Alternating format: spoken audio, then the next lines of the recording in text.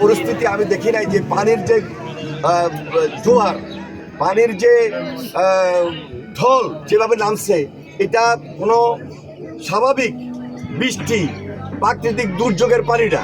এটা পার্শ্ববর্তী দেশ ভারত থেকে তারা বাঁধ কেটে দিচ্ছে, তারা এখানে পানি ছেড়ে দিচ্ছে, যার কারণে আজকে আমাদের দেশের সাধারণ মানুষ আমরা ভুক্তভোগী।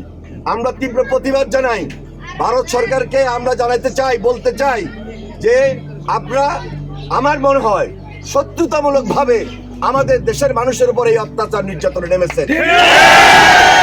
আমাদের দেশের মানুষ আজকে ঐক্যবদ্ধ, আমরা ঐক্যবদ্ধ হয়েছি দেশ গড়ার জন্য, কিন্তু এর মধ্য দিয়ে আমাদের উপর এই ধরনের অত্যাচার নির্যাতন আমরা মেনে নেব না।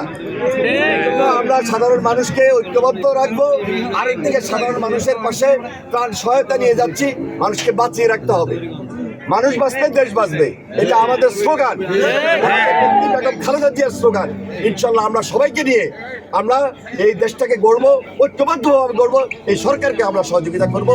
দেশের বেগম খালেদা জিয়ার নির্দেশ, তারেক রহমানের নির্দেশ।